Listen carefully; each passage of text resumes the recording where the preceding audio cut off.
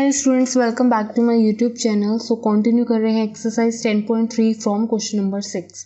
आपको फाइंड करना है मैग्नीट्यूड ए का and magnitude of vector B कब, जब आपको ये स्टेटमेंट गिवन है दिस एंड दिस। सो यहाँ पर हमारे पास ये जो क्वेश्चन है 6 बहुत ही ईजी है। यहाँ पर क्या गिवन है, आपको एक तरह का प्रोडक्ट करना है इस वैल्यू का और ये भी आपका यूज़ होगा जो कि आपको गिवन है। ठीक है, दैट आपका जो मैग्नीट्यूड ऑफ ए वेक्टर वो क्या है 8 times of magnitude of vector B. So आपको एक्चुअल में वैल्यू क्या फाइंड करनी है, magnitude of vector A and magnitude of vector B. So यहाँ पर जो है आपका स्केलर प्रोडक्ट हो रहा है, this multiply with this, this multiply with this, this multiply with this and this multiply with this। And सबको पता है कि हम यहाँ पर A product, A vector product with A vector क्या लिखने वाले हैं, राइट। एंड ये भी पता है कि A vector product with another vector B vector जो है हम उसको इस तरह से भी लिख सकते हैं, B product, B vector product with A vector. ये दोनों क्या है, सेम है।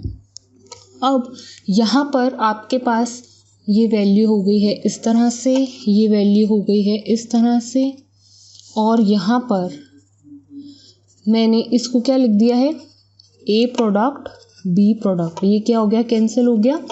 यहाँ पर आपके पास ए वेक्टर जो मैग्नीट्यूड है उसका वैल्यू गिवन है 8 टाइम्स ऑफ दिस, तो मैं ये इसके अंदर लिख सकती हूँ 8 times of magnitude of vector B, और ऊपर क्या है स्क्वायरिंग। ठीक है, ये तो 0 हो गया, साथ में minus B vector magnitude square is equals to 8। इसको सॉल्व करो, 8 8 से 64 और ये इसके ऊपर स्क्वायर हो गया। अब ये है 1 और ये है 64, सो 64 minus 1 is 63 times of like this. ये न्यूमेरिक टर्म उधर शिफ्ट कर दो, 8/63। सो ये स्क्वायर है, उधर जाएगा तो रूट की फॉर्म में हो जाएगा, so root times of 8/63।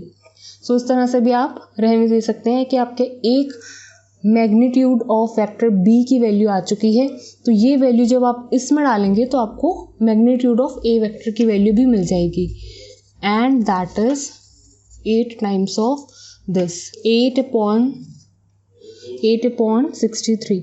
So this is the final answer. आप इसको और भी सॉल्व कर सकते हैं, मैं इसको यहीं पर लीव कर रही हूँ, you can solve it on your own.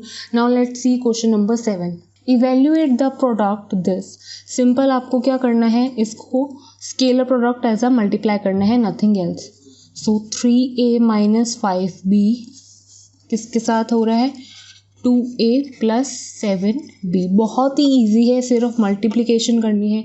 3 2s are 6a, this multiply with this, 7 3s are 21, a vector b vector, this multiply with this, 5 2s are 10, b vector a vector, and this multiply with this, 7 5s are 35, b vector product with b vector। आपको पता है इसको कैसे लिखते हैं, हमने इसको वैसे ही लिख दिया है, ऐसे ही ये वाली वैल्यू को भी इस तरह से लिख दिया है। नाउ यहाँ पर आपके पास 21 A vector product with B vector है, तो मैं इसको ए भी लिख सकती हूँ, राइट।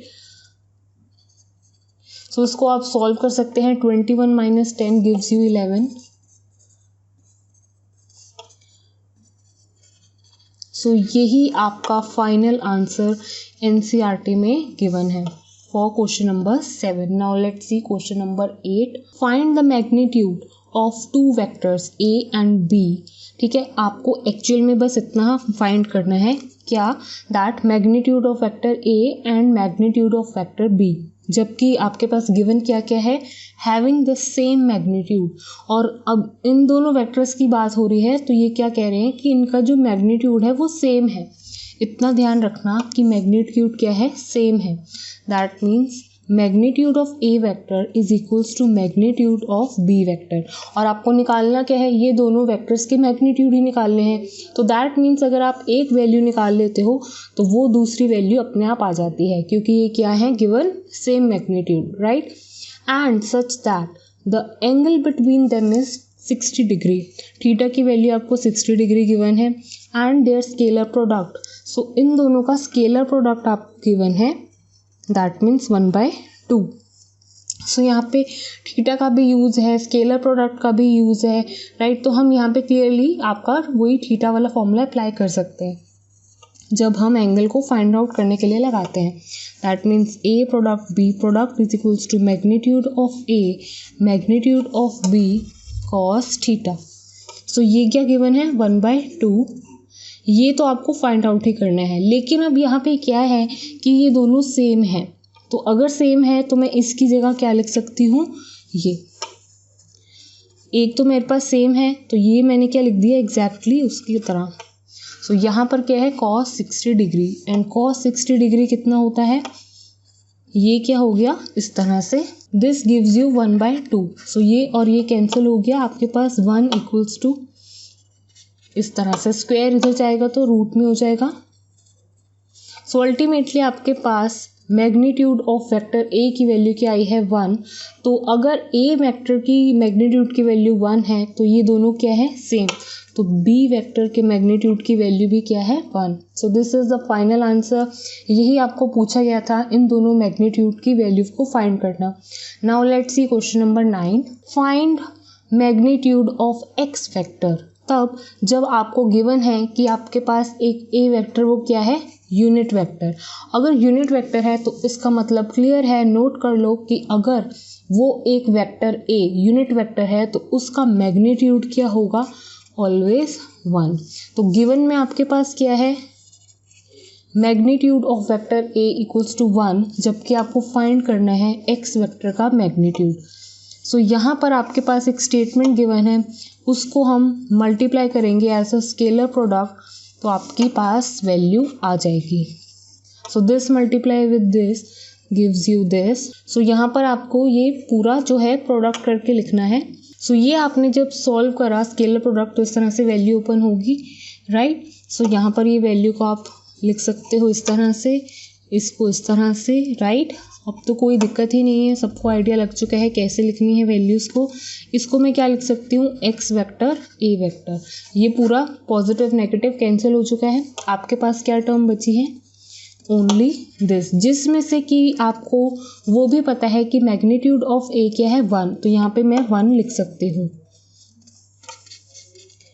सो ये 1 उधर जाएगा तो पॉजिटिव में हो जाएगा, सो दैट मीन्स 13। सो यहाँ स्क्वायर उधर रूट चढ़ जाएगा।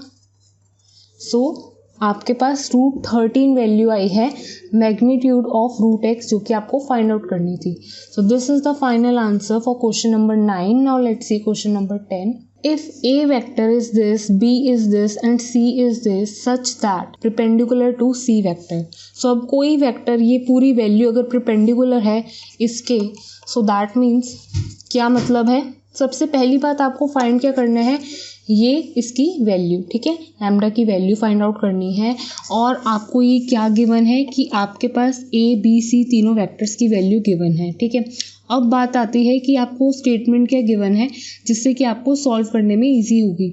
अगर ये पूरी टर्म परपेंडिकुलर है इस C वेक्टर के, तो दैट मीन्स यहाँ पे लिख रही हूँ मैं अकॉर्डिंग टू क्वेश्चन आपको गिवन है। सो इसका मतलब क्या हुआ कि इन दोनों का जो स्केलर प्रोडक्ट होगा वो क्या आना चाहिए, हमेशा 0। अगर ये परपेंडिकुलर है तो ये तो आना ही होगा, राइट। सो हम ये लेकर चलेंगे और हमारे पास ये इसकी वैल्यू इजीली आ जाएगी। ए वेक्टर की वैल्यू यहाँ पे डालोगे, बी वेक्टर की वैल्यू यहाँ और सी वेक्टर की यहाँ पर। So that means 2i + 2j + 3k plus lambda times of B vector और यहाँ पे सी वेक्टर की वैल्यू। सो ये एडिशन हो रहा है यहाँ पर और ये पूरा एक वेक्टर निकल के आएगा। उसके बाद जो भी वेक्टर होगा वो बाद में जाके इसके साथ मल्टीप्लाई होगा, ठीक है। सो यहाँ पर क्या वैल्यू आएगी, मैं आपको लिख रही हूँ 2 + 2 लैम्डा प्लस k कॉमन लिया तो 3 + लैम्डा, आपके पास ये पूरा एक वेक्टर निकल के आ चुका है, ठीक है। आपको इस वेक्टर से मल्टीप्लाई करना है। अब मल्टीप्लाई करना आसान है, 3 से मल्टीप्लाई होगा ये दिस मल्टीप्लाई विद 1, ऐसे ही ये 0 तो 0, ठीक है। सो इतनी ही वैल्यू आपको मिली है। 3 2 ज़ा 6 minus 3 lambda plus 2 lambda equals to 0। So value क्या आई आपकी 8 minus lambda, so that means lambda is equals to 8। So question number 10 की वैल्यू आपके निकल के आ चुकी है 8। यही आपको बोला गया था फाइंड आउट करने के लिए इसकी value. Now let's see question number 11। Show that this is perpendicular to this for any two non zero vectors A and B. अब आपके जो ए और बी वेक्टर हैं वो नॉन जीरो वैक्टर्स हैं, मतलब ये जीरो नहीं है, ठीक है। तब जाके ये शो करना है कि ये परपेंडिकुलर है इसके।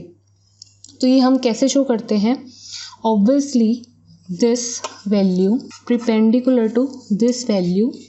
सो आपके पास क्या आना चाहिए, दैट इन दोनों का जो प्रोडक्ट होगा वो क्या आना चाहिए 0, ठीक है।